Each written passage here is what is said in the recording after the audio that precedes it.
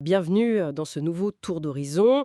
Aujourd'hui, une date un peu particulière, le 16 août, date anniversaire de la disparition d'Elvis Presley en 1977.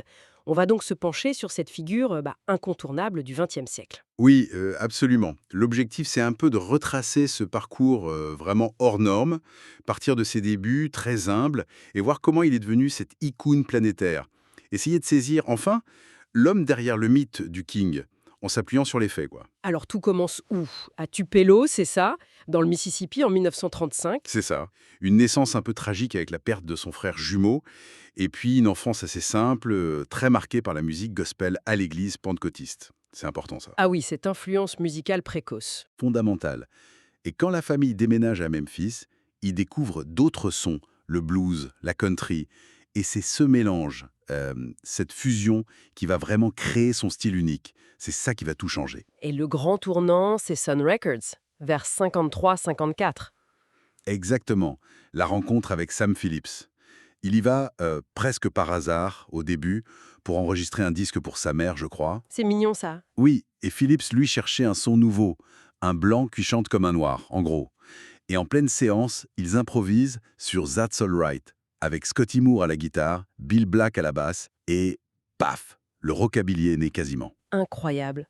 Et ça a dû faire l'effet d'une bombe à l'époque. Ah mais complètement, c'est ça qui est fascinant. Cette voix, ce style, ça choquait, ça bousculait tous les codes, dans une Amérique hyper ségrégée, très conservatrice. Et puis ces concerts, Oui, le fameux déhanché. voilà. Cette gestuelle jugée provocante, ça a créé l'hystérie chez les jeunes et en même temps une énorme controverse. Les médias se déchaînaient. Il laissait personne indifférent, c'est clair. Et c'est là qu'intervient le colonel Parker. Tout à fait. Le colonel Tom Parker. Il voit tout de suite le filon, le potentiel énorme, et fin 1955, il organise le transfert chez RCA Victor. Et là, c'est C'est l'envolée nationale. exactement. 1956, c'est l'année de l'explosion. Premier album numéro 1, les tubes s'enchaînent. Heartbreak Hotel, Hound Dog. Les passages télémythiques aussi. Oui, chez Milton Berle, Ed Sullivan. Même si Sullivan, un peu frileux face à la polémique, finit par le filmer seulement au-dessus de la ceinture. Ah oui, la fameuse censure. Le phénomène Elvis de Pelvis était lancé, quoi. Complètement. Et Hollywood embraye et très vite. Dès 56, son premier film, Le Cavalier du Crépuscule. La machine était lancée. Mais est-ce que ça, Hollywood, ça nous l'a pas un peu enfermé artistiquement? C'est un peu le paradoxe, oui. Hollywood l'adore, bien sûr, mais le cantonne très vite dans des rôles musicaux, un peu toujours les mêmes.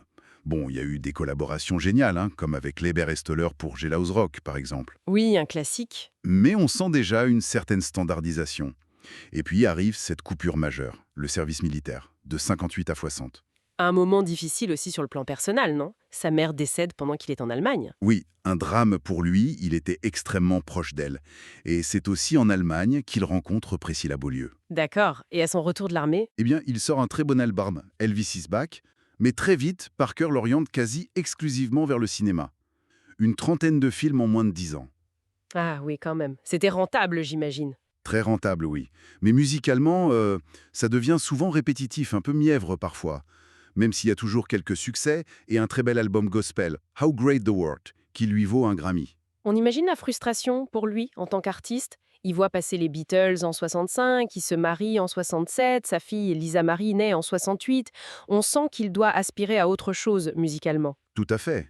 Et cette autre chose, ça va être le grand retour sur scène, marqué par le 68 Comeback Special, une émission télé pour NBC. Ah oui, le costume en cuir noir, hein. Mythique. Exactement. Une performance d'une intensité incroyable. Il retrouve l'énergie brute de ses débuts. C'est une vraie résurrection médiatique et artistique. Il prouve qu'il est toujours là. Et comment? Et ça a dû tout relancer. Complètement. Dans la foulée, il y a les sessions d'enregistrement à Memphis. Fabuleuses. Des titres comme Suspicious Minds, In the Ghetto. Il montre une maturité nouvelle, une influence sous l'évidente. Il n'était pas juste une ancienne gloire. Pas du tout. Et fort de ça, il retourne sur scène. Triomphe à Las Vegas dès 1969. C'est le début d'une nouvelle ère. Les jumpsuits pailletés, les tournées pharaoniques. Et le fameux concert à Hawaï? Oui, Aloha from Hawaii, en 73. Le premier concert diffusé mondialement par satellite. 1 milliard de téléspectateurs, dit-on. C'est l'apogée absolue du showman. Le sommet de la gloire. Mais souvent, c'est là que les problèmes commencent, non? Les coulisses étaient moins reluisantes. Malheureusement, oui. C'est un peu le revers de la médaille. Son divorce avec Priscilla en 73, ça le marque beaucoup. Et puis sa santé commence sérieusement à décliner. La prise de poids, on l'a vu sur les images. Oui, mais surtout, il y a cette dépendance croissante aux médicaments. Prescrit, hein, mais quand même. Des amphétamines pour tenir le rythme infernal des tournées, des barbituriques, des somnifères pour pouvoir dormir. C'est un engrenage terrible. Et ça se ressent sur scène, j'imagine. De plus en plus, ses performances deviennent inégales, même s'il a encore des succès, notamment dans les charts country. Les problèmes de santé s'accumulent, glaucome, hypertension.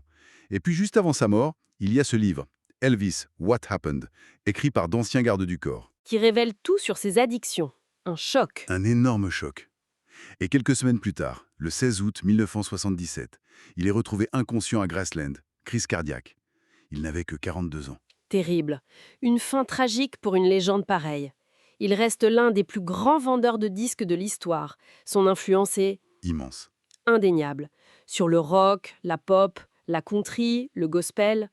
Mais au-delà de l'icône, du king, il y avait cet homme finalement assez complexe, emporté par une ascension fulgurante, peut-être écrasé par le poids de cette célébrité hors norme, et qui, apparemment, cherchait des réponses jusqu'à la fin, notamment dans des lectures spirituelles, un peu ésotériques même. C'est vrai que ça interpelle. Comment une personne aussi adulée, aussi universellement connue, a pu sombrer dans une telle détresse personnelle? Qu'est-ce que ça dit, finalement, sur la célébrité, ses dangers? C'est une question qui reste ouverte et qui est toujours d'actualité, je crois.